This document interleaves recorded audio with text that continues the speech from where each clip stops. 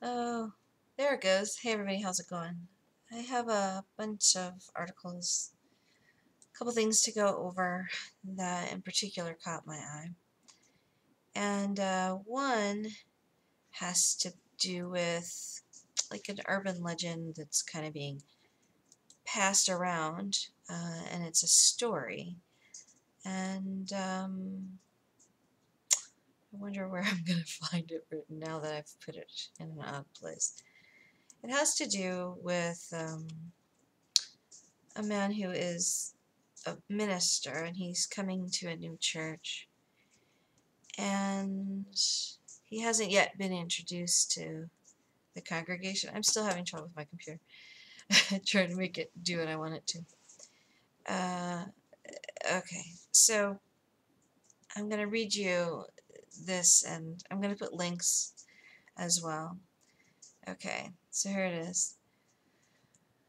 Pastor Jeremiah Stepek transformed himself into a homeless person and went to the 10,000 member church that he was going to be introduced to as a pastor that very morning.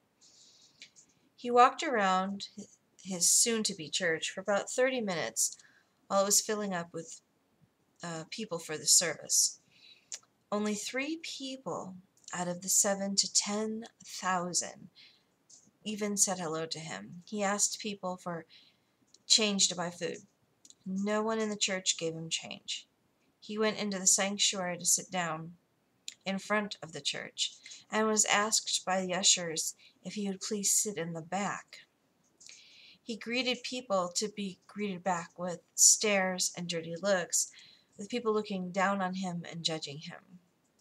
As he sat in the back of the church, he listened to the church's announcements and such, and when all was done, the elders went up and were excited to introduce the new pastor of the church to the congregation. We would like to introduce to you Pastor Jeremiah Stepek. And the congregation looked around, clapping with joy and anticipation. The homeless man sitting in the back stood up and started walking down the aisle. The clapping stopped with all eyes on him. He walked up to the altar and took the microphone from the elders who were in on this and paused for a moment. Then he recited, "Then the king will say to those on his right, 'Come, you are blessed by my Father. Take your inheritance, the kingdom prepared for you since the creation of the world. For I was hungry, and you gave me something to eat. I was thirsty, and you gave me something to drink. I was a stranger, and you invited me in. I needed clothes, and you clothed me. I was sick, and you looked after me. I was in prison, and you came to visit me.' Then the righteous will answer him, 'Lord, when did we see you hungry and feed you, or thirsty and give you something to drink? When did we see you a stranger and invite you in, or needed clothes and clothe you?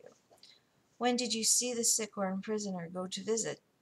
The king will reply, 'Truly I tell you, whatever you did for one of the least of these brothers and sisters of mine, you did for me.'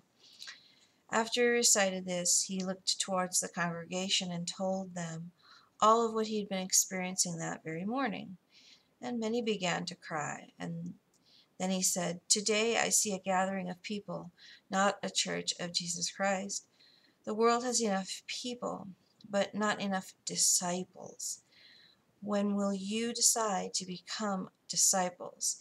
He then dismissed service until next week." And then there's like a little thing at the end. "Being a Christian is more than something you claim, it's something you live by and share with others." So, looking it all up, it's a false story. There is no Jeremiah Stepek unless the name was changed. The photo that's being circulated with it is actually of a homeless man, and it was on Flickr. And the story about how that homeless man was photographed was even, pretty easy to find. So people have been circulating this and just, giving it the stamp of approval. And I think out of all of the people who I've seen, put this up, only one of them had any kind of opinion that wasn't against the congregation. Um, because when I read it, I was furious. Uh, I don't think he was being Christian at all.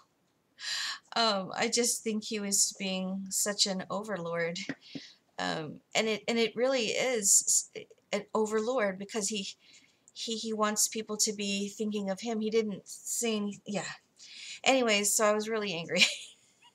I don't know if I want to go into all the reasons why. I just think, how could I ever trust him again? Why did he set everybody up?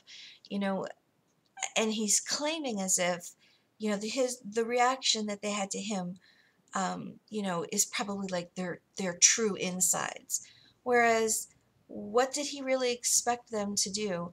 What was being offered? How was anything appropriate to be able to do for him? Or it's not even like the right place for that to be happening. So to say that is, I mean, he set them up in such a nasty way, and then puts himself, above them. There was no connection. I mean, anyways, that he is the reason why I stayed away from all so-called, self-proclaimed. I call it so-called Christianity. I've heard people say it's like cafeteria Christianity, whatever you want to call it.